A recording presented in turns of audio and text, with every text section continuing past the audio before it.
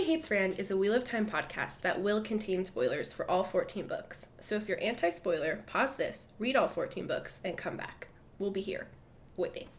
Our title is a joke and is meant to be taken as such. In the context of this podcast, everybody refers to us and our cat.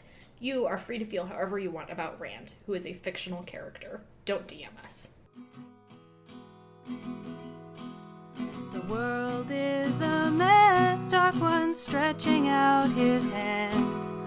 The dragon's reborn, the fire's been fanned, but everybody hates Rand. Everybody hates Rand. Everybody hates Rand. Anyway, this is Everybody Hates Rand, your friendly neighborhood Wheel of Time podcast. I am Sally Goodger. I'm Emily Jusha. We are once again recording on a Friday afternoon, so we might be a little more rambly than usual. A little, now I don't remember what happened in the chapters. Oh. I read them yesterday. I mean, they are, technically super plot relevant, but they are also super gag-inducing, so I don't blame you. Well, one of them was basically a montage chapter. Yeah, of Perrin and Rand being sexually harassed by the women in their lives. Yeah. But it's different because one of them wants it secretly. Blech. Everyone in Wheel of Time needs to go to, a fucking workshop on setting and responding to boundaries. Yeah. Just be like, here's what it's like to be a healthy, functioning adult. Sometimes you shouldn't touch other people. What? Shocking, I know. Berylene should be the first one in line to attend that workshop. Berylene makes no sense to me as a character. I know. It's because she just is, whatever floozy Robert Jordan needs her to be at any given moment. Yeah, it's bizarre. She is presented most of the time as just a really incredibly smart woman. Yeah. Who's politically savvy. Yeah. A really great leader. Not afraid to, get her hands dirty when it comes to battle. Yeah. And scary political stuff. She's just very intriguing in all of those ways. She's not, a weird, ambitious freak the way Elaine is. Yeah. She's like, I don't need the throne of Cairhien. I'm good with my little tiny city-state. As long as my little tiny city-state is happy, I'm happy. Mm-hmm. And I'm like, that's a great quality. Yeah. But then Robert Jordan is like, but she is obsessed with sleeping with men who are not into her. Yeah. The very few men who are not into her. Because presumably Berylene could be having a vibrant sex life with any number of men if she chose, but she's so hung up on Perrin in this instance that it's like, what's happening? I don't know. It really doesn't make any sense. And I also just really can't wrap my head around the purpose of the plot between Perrin and Berylene and Fail. Why did that need to be? I don't think it, elevates those relationships in any way. I don't think it is illuminating in any way. It doesn't make sense with Berylene's character. All it really does is make, highlight that Fail is extremely jealous. Yeah, and insecure. Yeah. And it's we already know that. Yeah, we've pretty much grasped that from day one. So it's just, a really frustrating plot, and it's one of those things that I feel like Robert Jordan meant to be a little funny. Look, Berylene's super competent at everything except her sexual relationships, because that's where she's corrupt or whatever. I don't know. That's where she's criminally insane. Yeah. She's really legitimately displaying stalking behaviors here. That's true. Much in the style of Tylan with Matt, and of course those two, I don't want to call them relationships, but those two dynamics have very different outcomes. But I'm like, what is it with Robert Jordan? And like we were talking about last time, his paranoia of women who have any modicum of power. Mm-hmm. It's exactly like that book we read, The Power. The Power by Naomi. Which was so fucking reductive of saying, if women, or it is implied, any oppressed group of people suddenly gains the upper hand, then they will use it in the exact same way Yeah. that the historically dominant caste has used it. And I'm like, what the fuck kind of thesis is that? Yeah. It's just, like... It's insulting to literally everyone. Yeah. I mean, no, it is literally, like, as reductive as possible to just be, like, a power, the way that we understand it, only exists with a dominant group oppressing multiple secondary groups, you know? It cannot physically imagine another form of quote-unquote power existing. And it's just whoever has power in that way, it's just going to be ruthless and merciless and just, like, kill whoever they want, assault whoever they want, steal from whoever they want. And it's like... It just feels... I feel like the things that you're drawing from are, like, very particular to, like, white, Western, male colonizer type states. Patriarchal, not necessarily just male. Well, but yeah, it just feels like a really... It feels like this extended excuse for being like, it's not my fault that white people have committed atrocities, or that men have committed atrocities against women. That's just what power does. And I'm like, it's a little bit more complicated than that, Naomi. This has become a slam of the power by Naomi Alderman. I keep seeing that book. Like, it's, like, come up on my TikTok a few times on, like, these, like, lists of, like, feminist books to read. And I'm like, I will throw my phone in the ocean if one more person tries to tell me this is a feminist text. I have literally never read anything besides Wheel of Time that was less feminist. Yeah, it's basically like women, if given the ability, will just rape and pillage as much as America has. So why give women power is the underlying subtext. It's like, ma'am, Okay. madame, what is wrong with you? Anyway, that's a stupid book, and Wheel of Time is a stupid series. Yeah. But particularly, in the love, what I would call a love chevron between Fail, Perrin, and... Love chevron. Devin Wakefield, my best friend, is very obsessed with what he calls love geometry. Can Devin guest and give us a whole presentation on love geometry? He got really passionate about it the last time I saw him. He was like, there are no love triangles like they advertise are not really love triangles. They're love chevrons. He's and right. I'm like, so a love triangle would be polyamory. And he's like, no, that would be a love triangle filled in. A real love triangle would be someone in love with... Person A is in love with person B, who's in love with person C, who's in love with person A. Oh. So just a whole lot of unrequited Okay. love. I mean, I guess he's right. And I'm like, sure, but... I mean... I would like a whole PowerPoint presentation on this, Devin Wakefield. Please, thank you. Yeah, I think he'd do a great job.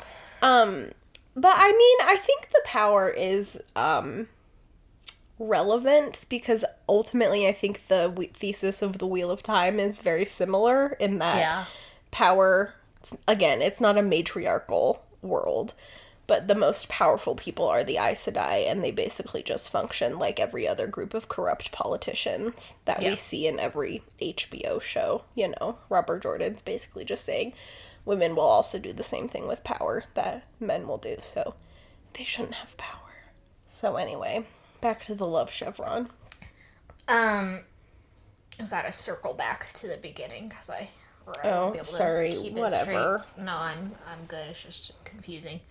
These are two very long chapters. First of all, the first one deals with Rand and company being driven out of Caemlyn finally by the arrival of the last two Aes Sedai, bringing up their number to 13.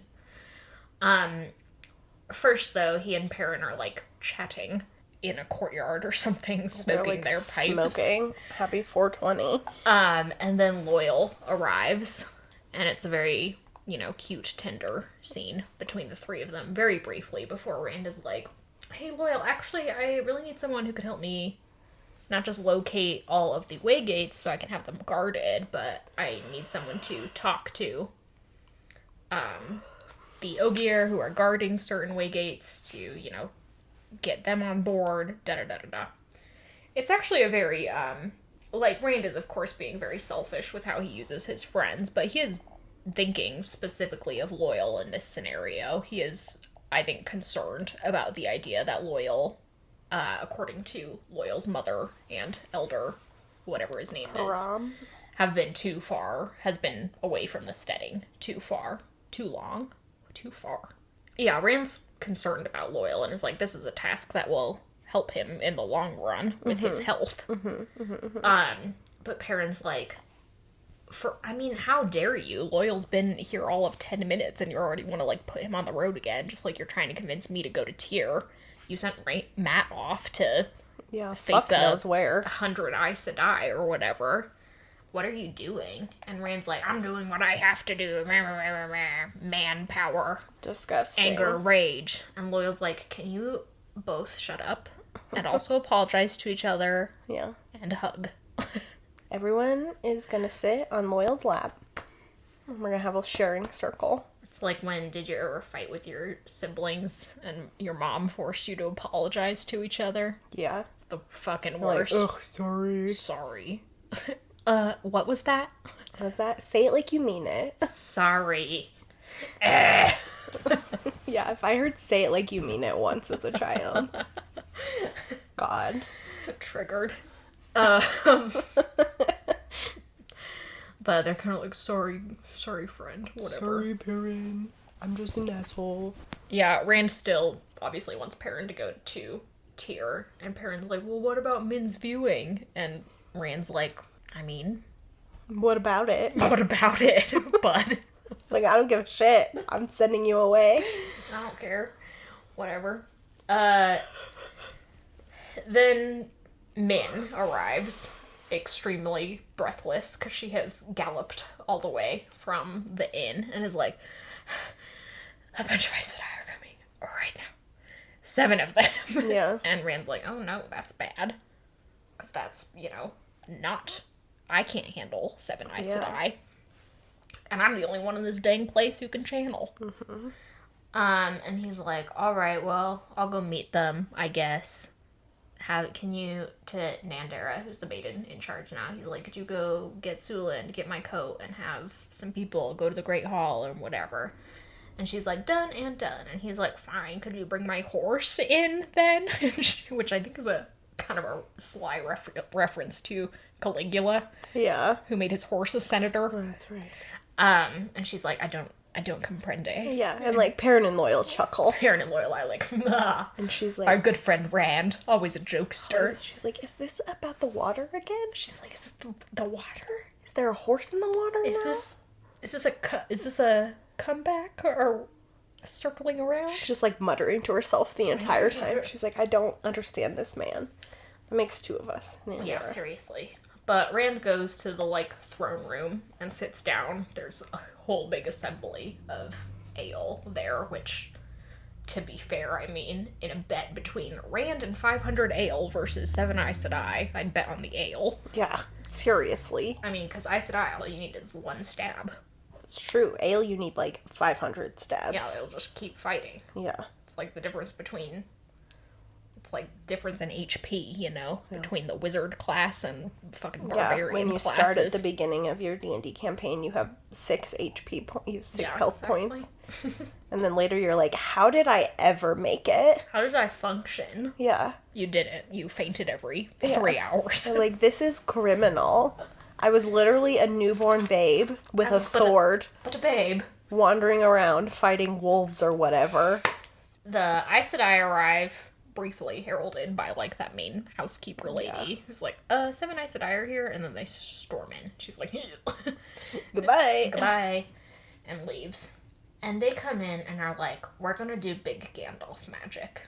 And everyone's like, what's that mean? And they're like, well, according to Rand, it's called the Mirror of Miss. Yeah. But it's just an illusion where we make ourselves seem bigger and scarier than we really are. Mm-hmm. Because in reality, we are but fragile women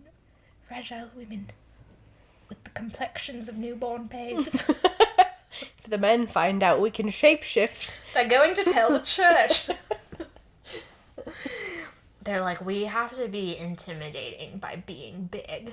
And Rand's like, okay. I mean, it works, sort of. All the Yeah. Ael are like, hello, excuse me? Bonjour. Now they're all 7 feet tall, which is Ruark size. Yeah, I mean, they're like, it's not that impressive. We're all 7 feet tall, but... Oh, God. They've grown to match us. Perhaps this will be a challenge. Yeah. But there's these 7 with the woman who was shanked in the street as the spokesperson who's like, hello.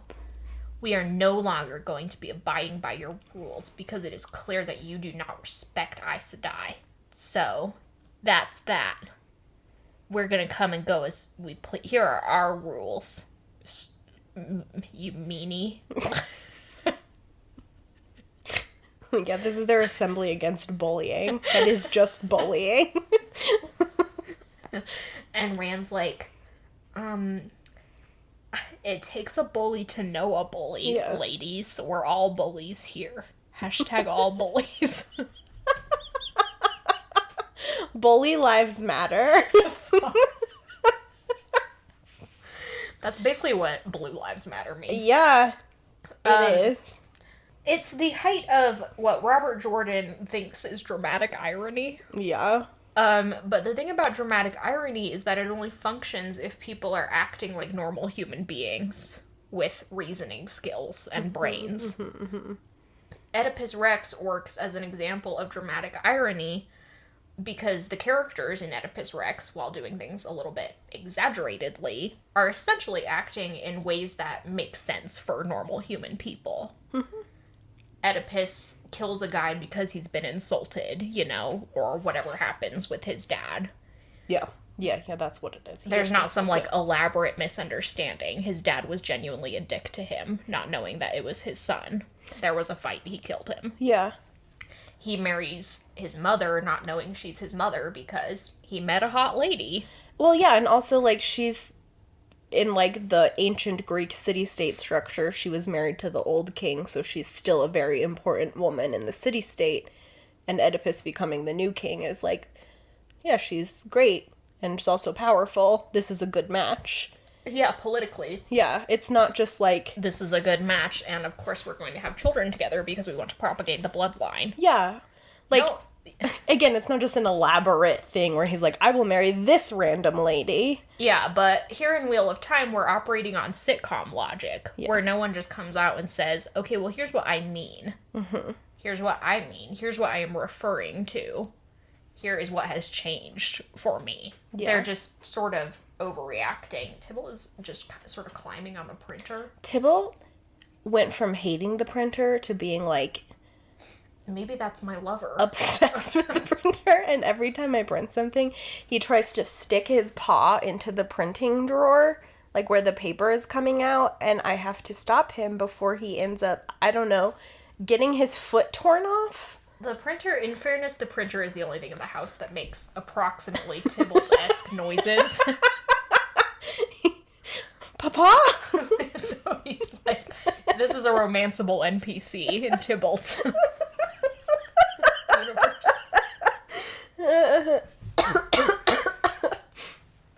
This is a romance. The printer, a romanceable NPC. Tybalt is the weirdest animal. Anyway, so yeah, the Aes Sedai don't come out and say, one of us was stabbed by an ale, and we know that has to be on your orders. So Rand does not have the opportunity to say, legitimately never ordered that. Yeah. Don't know what you're talking about. Similarly, Rand doesn't say, in response to their weird accusations, why is this happening? I don't know why you have suddenly changed tacks. You have been reasonable up until this point. What's going on? Just no one is doing that. Yeah. So, you know, that relationship just can't be salvaged now.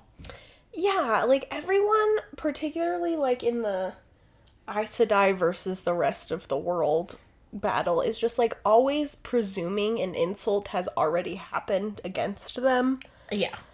which is frustrating.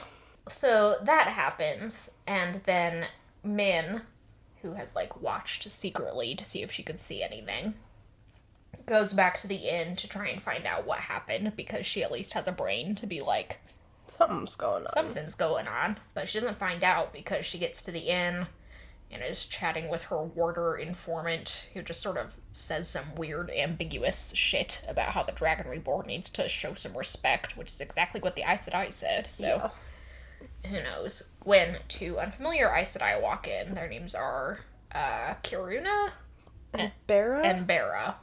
and we are told over and over again that they are equally powerful, both in the magical sense and in the, power of presence sense. Yeah. Despite that fact that one of them is like a farmer and one of them is the actual nobility. And it's like, Robert Jordan, ease up on the classism. I know, what is up with you, dude?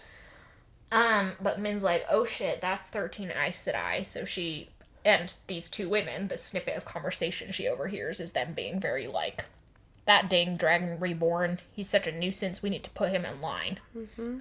Because, that's how some of the Aes Sedai are. Yeah, that's how a lot of them are. So Min, which, God bless her, she's just zooming back and forth. She runs back to the palace and is like, oh my god, there are now 13 Aes Sedai. Rand is like, red alert, sound the alarms, we're out of here. Yeah.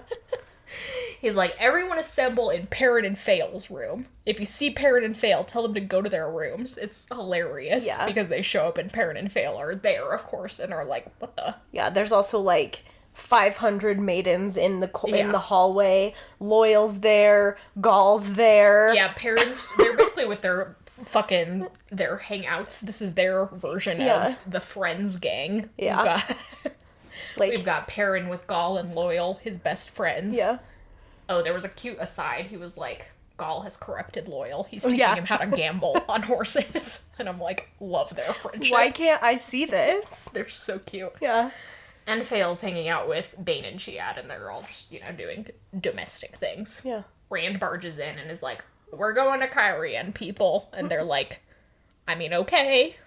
13 Aes Sedai sounds scary. Yeah. We'll go with you. Rand's like, Min's coming, all the maidens are coming, Sulin's coming, you guys, whatever the hell. Now we all have to send letters.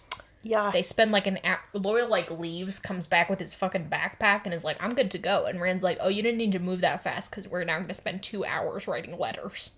And I'm like, are you guys not on a timetable? Yeah, it's time to go. Yeah.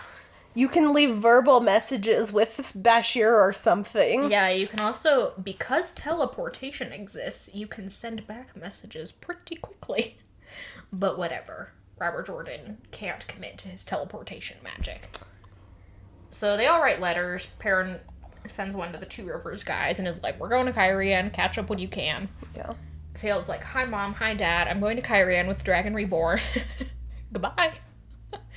And Rand is like, he sends one to Mazrim Tem that's like, please don't go killing any Aes Sedai. Again. I'm begging you to not kill any Aes Sedai. Red alert, there are 13, but also red alert, you can't kill any of them. But also just, stay in your lane and maybe everything will be good. Stay at the farm. Protect the boys. With your boys. Protect our boys. Yeah, right. Like, Rand thinks of them as their boys. Rand is like, I hate these men. Protect my weapons. Protect my despise. Arsenal. And he writes another letter to Marana, which is like, hey, you fucked up. If you want to join me in Caemlyn, I will allow a maximum of 7 Aes Sedai, you and 6 others, or whatever, to match the embassy from the White Tower. And I'm like, doesn't that mean there would be 14 Aes Sedai in Caemlyn? Or does he think there are 5 in Caemlyn, so that would bring it to 12. To 12. I don't remember. I don't really know. It just seems like I would not allow them to bring that many. Yeah, I'm just having a hard time keeping track of the Aes Sedai math, the intricate math that is going on with how many he can handle or whatnot. I just want him to go to Mazrim Tem and be like, hey, can you spare 3 guys who are moderately good? And I'll just keep them with me. 3 guys who can link with me. Yeah. And then I don't have to worry about it or whatever. The Ashman are just right there, Rand. Yeah, there's so many solutions to this problem. But no, it's time to just pull the fire alarm in the Palace of Caemlyn. Yeah, he's literally like, goodbye! We're going. Yeah. And This is not a drill. We've been training for this. So then, once everyone has successfully evacuated to Caemlyn, we evacuated, for God's sake. I mean, it's what Rand makes it sound like. Yeah, we then switch back over to Morana's point of view, who is like, well, this whole thing has gone to shit. Like, dang. Because apparently now with Karuna and Bera there, everything about the power structure no longer makes sense, so da-da-da-da-da. She is like, the control of the embassy is slipping through my fingers. Mm-hmm. And I'm like, well, that's because it was based on, like, a weird societal bullshit. Yeah. So, of course, it is this unstable. Yeah, also you did a bad job. Yeah, it says... You've been demoted, it's and got you the deserve structural it. integrity of a Utah elementary school. Exactly. Exactly. So The they're children just should like... just go to school in open fields. Yeah. Might as well. It would be Tear safer. down all the elementary schools and just make them open fields. Communes.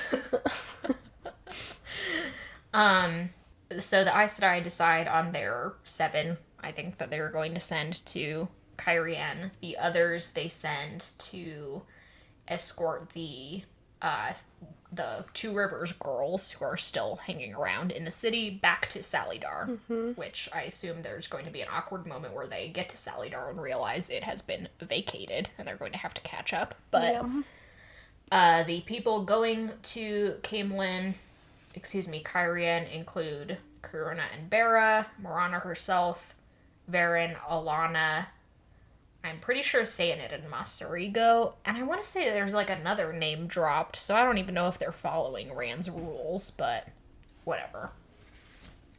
Those are the ones that I remember being around, so they're important in Aes Sedai terms, because their names are said more than 3 times. It's like the Bloody Mary rule.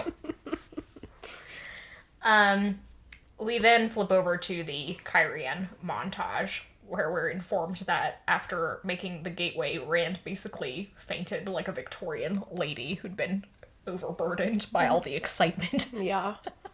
I don't even know if he fainted or if he just kind of... He just sort of collapses. like, had to sit down for a second or something, but now everyone is doting on him. And Rand's basic update is that the 10 days pass between when they arrive from Caemlyn and when the next big shit happens.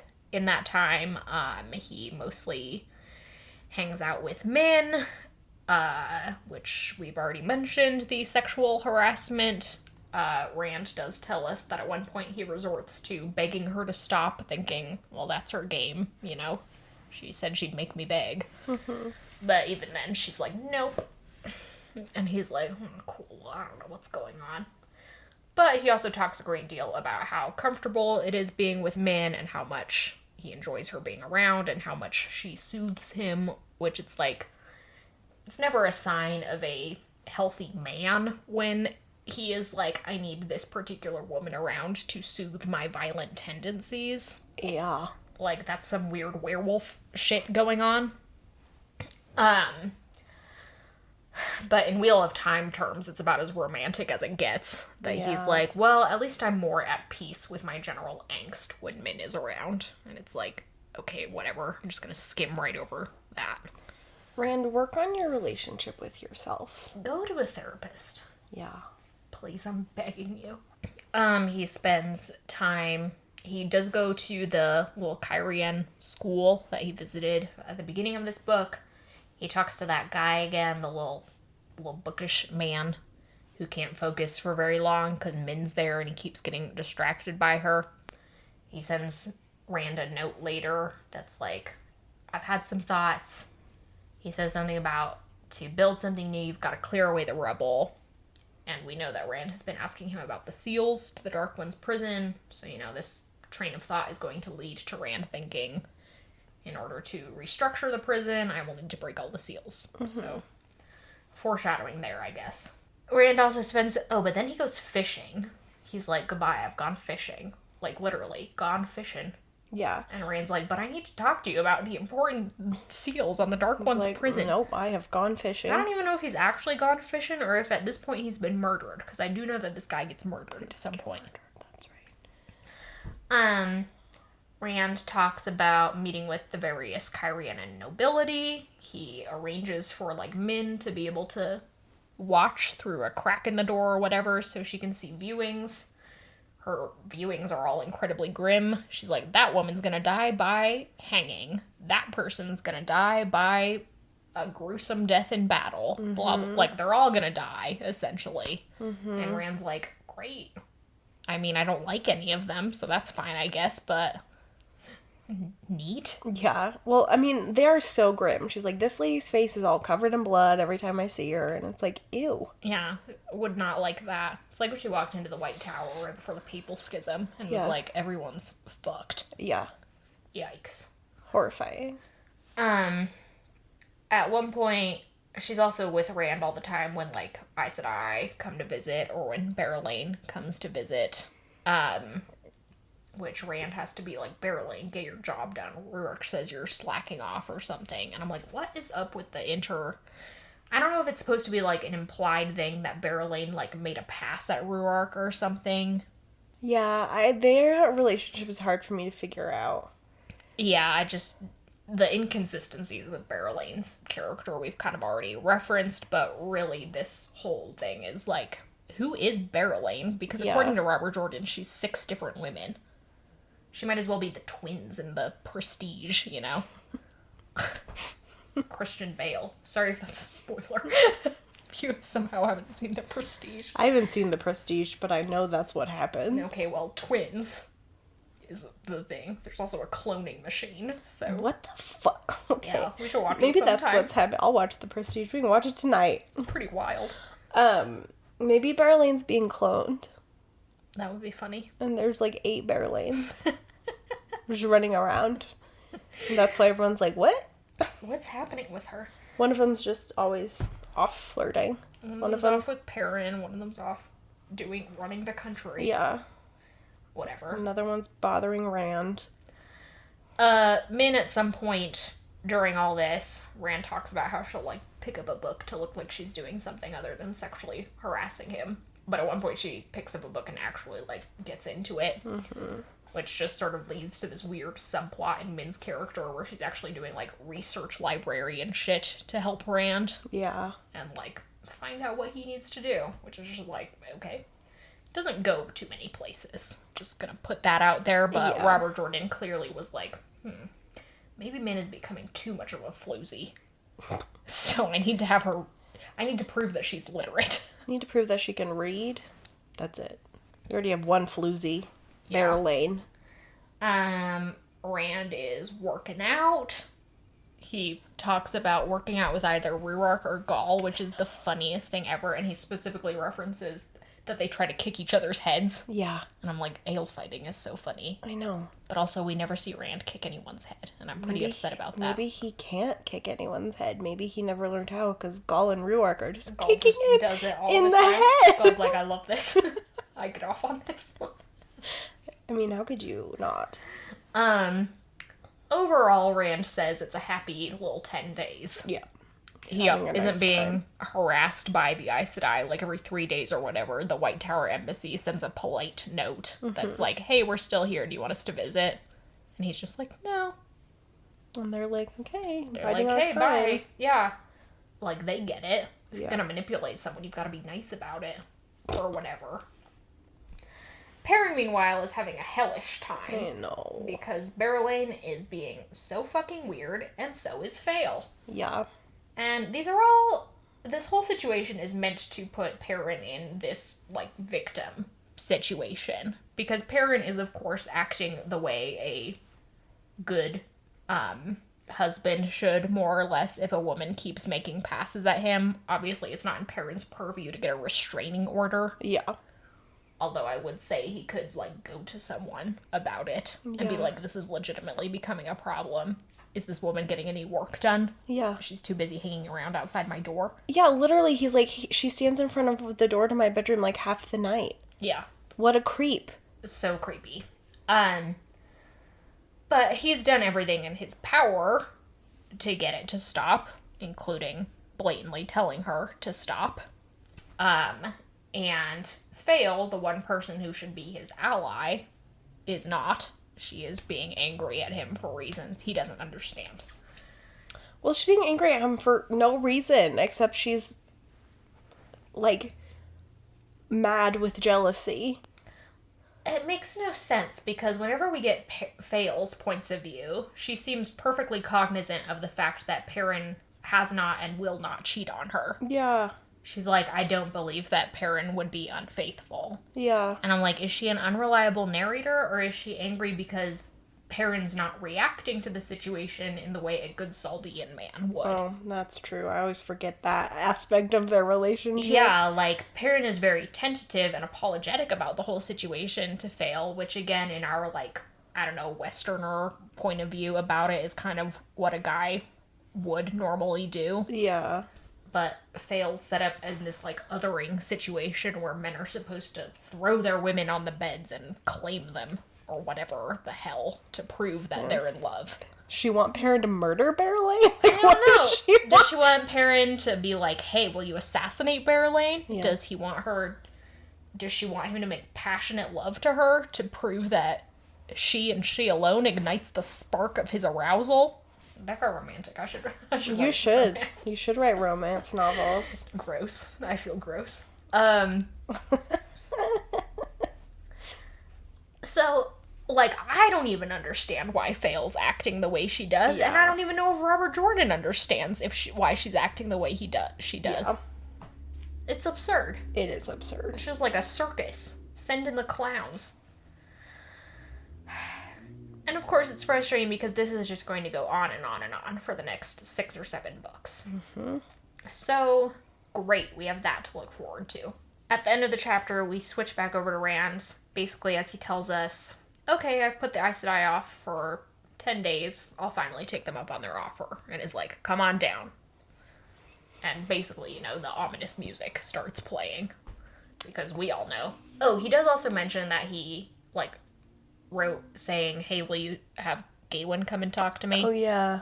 And Gawain just doesn't respond. Well, I'm like, unless you sent it directly to Gawain, we don't even know that it got to him. That's a good point.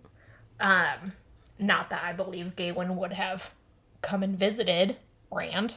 Maybe he would have tried to assassinate him. No, it would have been kind of funny.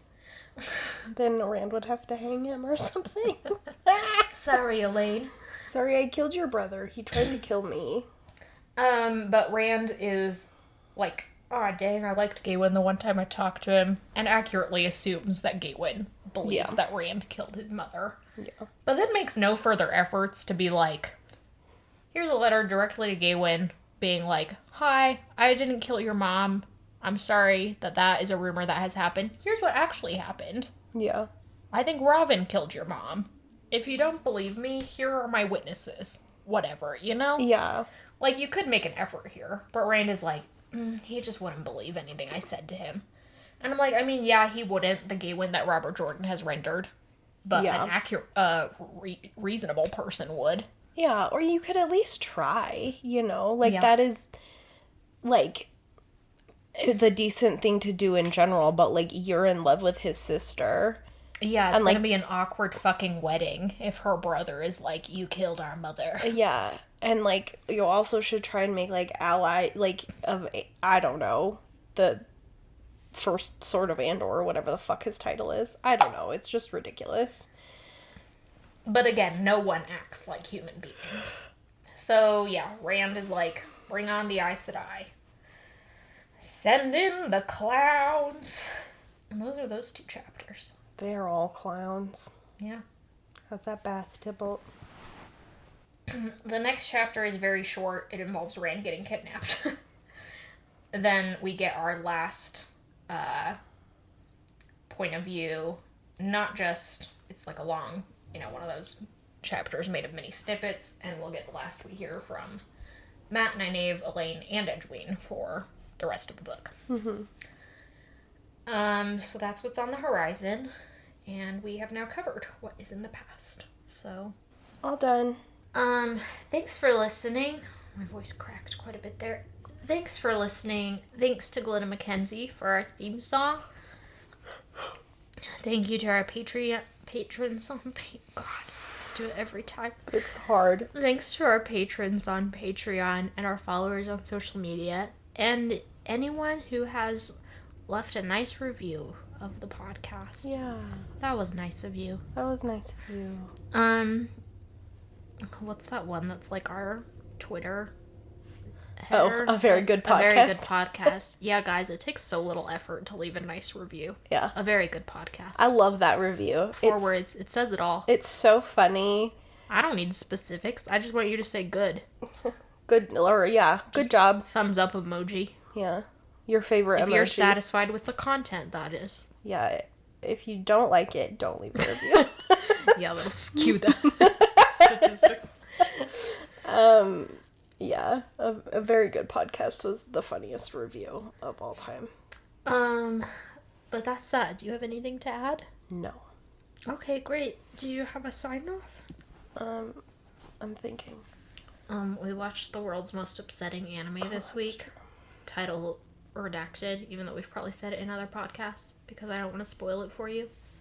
But, like, the main character just died at the end. Oh, yeah. It was like some sort of...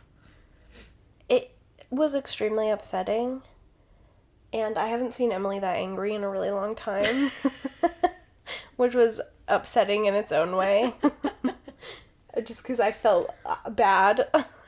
It was my suggestion originally to watch the anime. No, I wanted to watch it too, and once we were in, I was in, but Yeah. like, boy, howdy. Yeah. I'm still pretty angry. Boy, howdy is right. And then she's aggressively texting Devin. Yeah, that was the funny part. I was like, Devin, I have to tell you about this. And Sally was like, are you texting Devin? I was like, yes. I'm just bothering him with my weird things. The very next day, Devin sent me like 4 texts in a row. Not even like in a row, like 20 minutes apart, and my phone was in another room. So I didn't see them.